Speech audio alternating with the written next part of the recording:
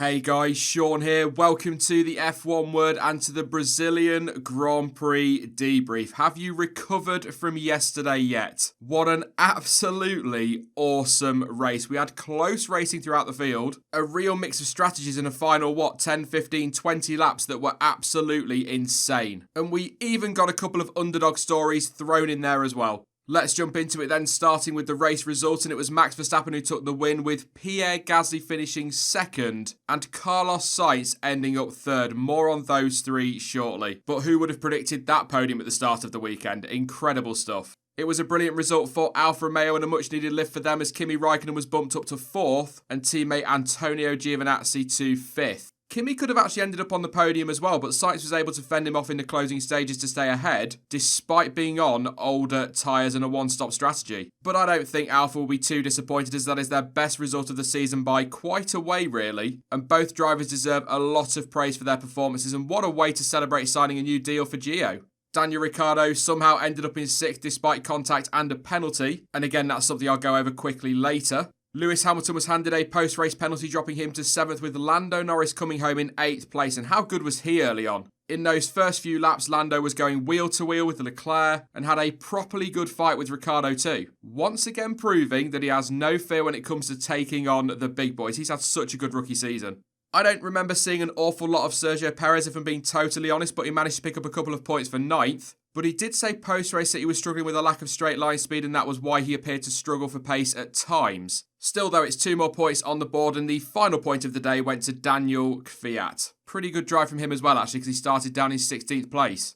Kevin Magnussen ended up 11th and again has struggled to convert their one-lap pace into race pace. He was also compromised quite heavily by a collision with Ricciardo. George Russell was classified 12th and had a great scrap with his teammate throughout that first stint of the race, a fight we actually got to see some of. Those two haven't got a lot to, again, fight for during a race, so it was good to see them being able to go wheel to wheel. Romain Grosjean fell away during the race and said afterwards that the timing of the safety car really caught them out. And he also blamed Carlos Sainz for apparently pushing him off track at the safety car restart. I can't say that I've seen that yet, and I've not been able to find any clips of it, so I can't really comment on that incident. But based on his post-race quotes, it's safe to say that Grosjean was not best pleased.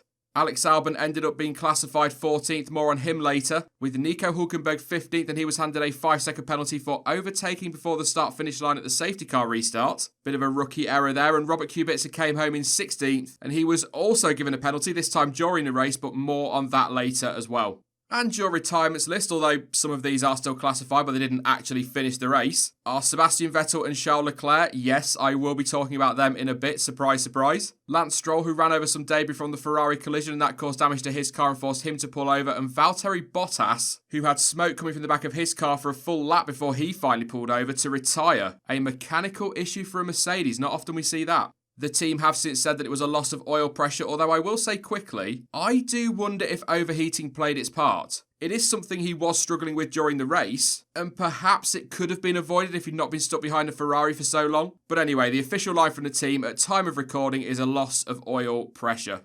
All of that means that Lewis Hamilton increases the gap to his teammate, 387 points for him and 314 for Bottas. We already know, of course, the title is decided. Max Verstappen moves into 3rd place on 260 points, with Charles Leclerc 4th now on 249 and Vettel 5th on 230.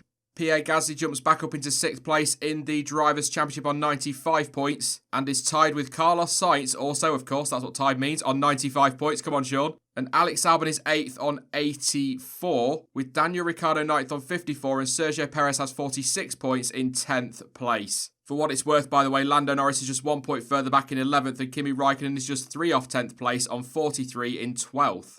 In the Constructors' Championship, this has been done and dusted for a while as well. 701 points for Mercedes. Ferrari 2nd, 479. Red Bull 3rd on 391. McLaren are also confirmed in 4th place on 140 points. What a season for them. But it's not over behind them. Renault on 91 points in 5th. Have now got Toro Rosso breathing down their neck as they move into 6th place onto 83 points. Can Toro Rosso nick that 5th place? That would be one hell of a story. Also worth noting, that is, I believe, Toro Rosso's highest ever points haul for a season, so well done to them. Racing Point are 7th on 67 points, with Alfa only 10 behind now on 57, and then it's Haas 9th on 28, and of course Williams still have that 1 point in 10th place. On to some talking points then, and do you know what? Let's start with some positives for a change. Max Verstappen drove brilliantly all afternoon and it was a thoroughly deserved win. Actually, it was a great effort from Red Bull all round. They timed their pit stops under safety cars and all of that well and pulled off at least one sub 2 second stop. So huge credit to the whole team for that. But Max was on it as he had been pretty much since the start of Q1 on Saturday. He fought hard against Hamilton, wheel to wheel, a great scrap between them, and it had me right on the edge of my seat. And I'm sure many of you felt the same as well. I just really hope Red Bull can deliver a car that can compete with Mercedes next season because I want to see more of this Max versus Lewis fight. Again, absolutely fantastic drive from Max. Verstappen wasn't the only Honda-powered car on the podium, of course. In fact, at one point there were 3, but Max led home former teammate Pierre Gasly, who, as you saw there, picked up his first career podium with an incredible second-place finish. And that is, rather surprisingly, Toro Rosso's second podium of the year. Didn't predict that at the start of the season.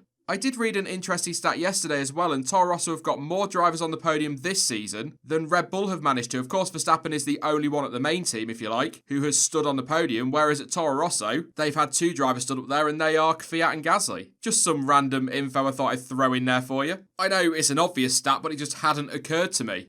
I said it last night a lot, but I really couldn't be any happier for Pierre. He has had such a roller coaster of a season, but since his return to Toro Rosso, he has found his form again, and that podium was absolutely deserved. Okay, he looked into it with some of the incidents that happened ahead of him, but the point is, as I always say, he was there to pick up the pieces. And if you just push that podium aside for a second, let's assume none of that chaos happens, and he ends up finishing 6th or 7th, that would still have been a properly good drive because he was running comfortably best of the rest, or as comfortable as best of the rest ever gets in that tight midfield, but he never really looked challenged and would still have deserved a huge amount of credit for his drive. I am just so pleased for him and for Honda as well. What a sight it was to witness a Honda power unit out-dragging a Mercedes to the line. They have come such a long way since their time with McLaren, an incredible turnaround. So massive congratulations to Pierre Gasly and to Honda as well. I just love a good underdog story.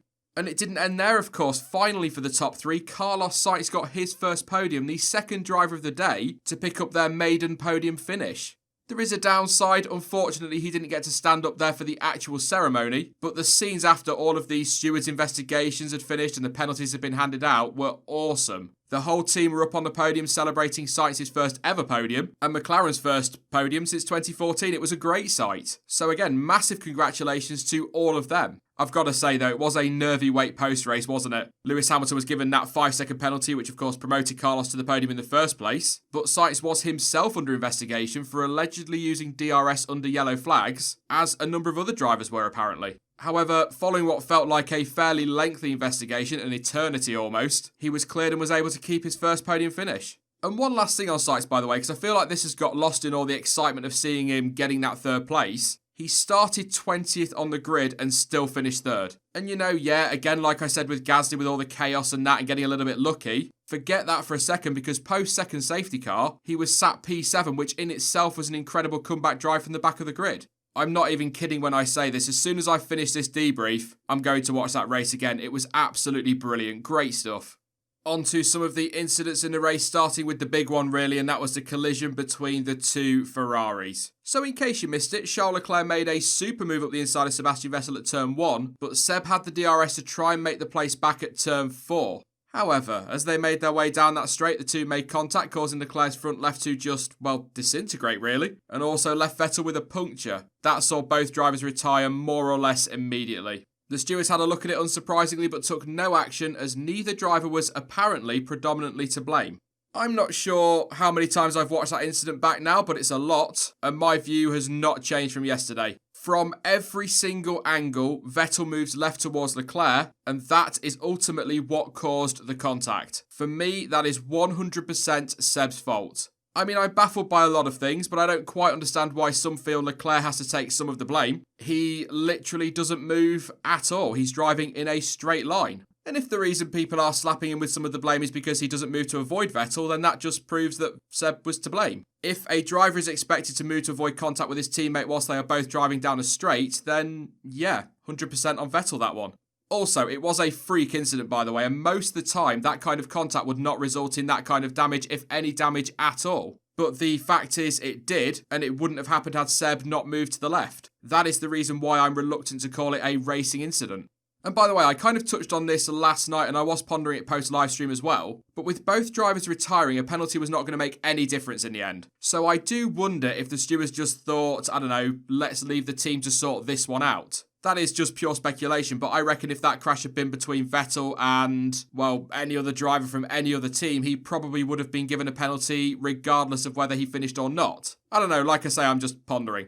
I will quickly throw this in there as well though. For such minor contact, it was really surprising to see that much damage done. And although I do think Seb is at fault for the incident, and having had time to think about it, the whole thing is being blown massively out of proportion over on social media and in the media in general. Yes, this is something, as I said last night, that feels like it's been bubbling under the surface for a while, but it was only minor contact, again caused by Seb moving to the left, but it was only minor contact, and we have seen far worse between teammates over the years. I am pretty confident that once those drivers get back to Maranello, they've done their team debrief, everything will be fine, and it'll all be cleared up. But it does make you wonder how this might affect their relationship going forward. Again, I don't think it's really all that massive, but it's a battle I'm sure we're all very much looking forward to next season.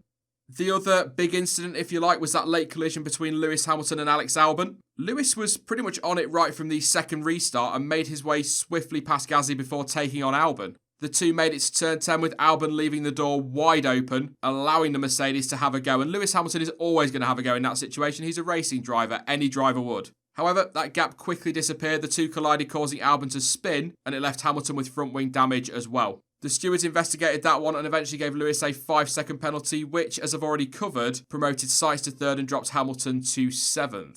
So, on this one, the door was left wide open, and again, Hamilton was always going to go for it. He does, in fairness, appear to try and back out of it as Albon starts to close the door, but if you watch the onboard, he does lock that right front slightly, and that will have absolutely contributed to him not being able to avoid the collision.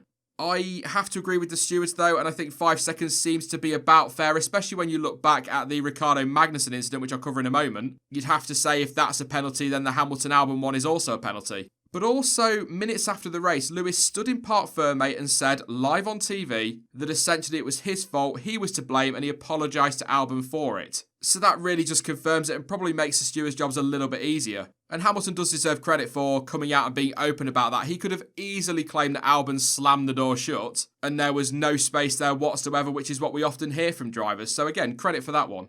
It was such a shame for Albon though, wasn't it? He was right on the brink of his first podium, and it would have been great to see him up there. However, I really do think he can take a lot of positives from the race. He wasn't having the strongest of first halves to the race, if you like, but he certainly improved as the race went on. He also showed that he can go toe-to-toe with the leaders and wasn't afraid to get his elbows out against a multiple world champion. He may not have been on the podium in Brazil, but I agree with what Christian Horner was saying post-race. Albon's time will come. His move to Red Bull was very sudden. This second half of the season has been all about learning and settling in, getting his feet under the table at the team, and I do think he will grow into next season.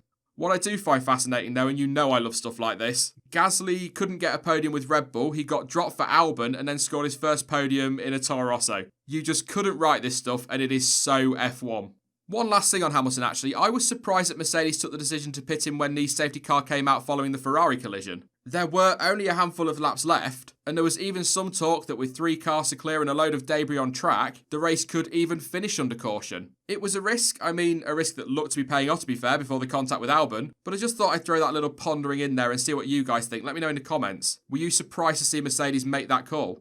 Super quickly, just a couple of other incidents I want to go over and give some thoughts on before I go, starting with Kevin Magnussen and Daniel Ricciardo. The two came to blows at turn 4 much earlier in the race, with Ricciardo hitting Magnussen, putting the Dane into a spin, and he also managed to damage his own front wing in the process. Now, the Aussie was slapped with a 5-second penalty for the incident, and quite frankly, as I've kind of already said with the Hamilton and Albon incident, that was the right call in my view. K-Mag left him enough space, which is rare at times, and there was still contact despite that. And I did see a couple of people in the chat during last night's live stream and in the comments as well, saying, what happened to letting these drivers race? I completely agree. We want to see these drivers being left to race. But when one driver clearly wipes out another or ruins somebody else's race, the stewards have got to step in. And that one for me was pretty clear cut.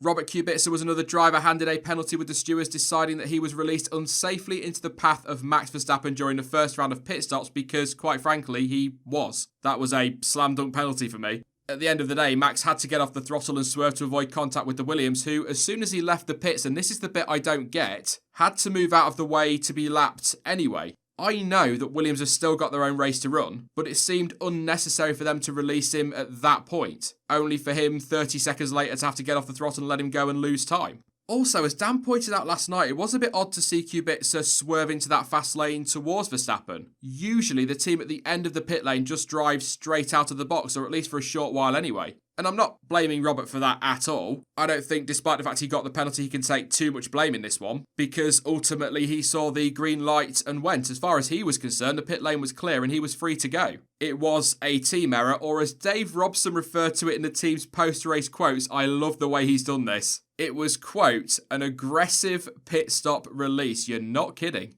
Overall, though, I loved that race, and no, not just because of the final 10, 15, 20 laps or whatever, but the whole race. It was full of action further down the field. There was loads of here it comes strategy intrigue at the front, and like I said earlier, I will be watching that one again.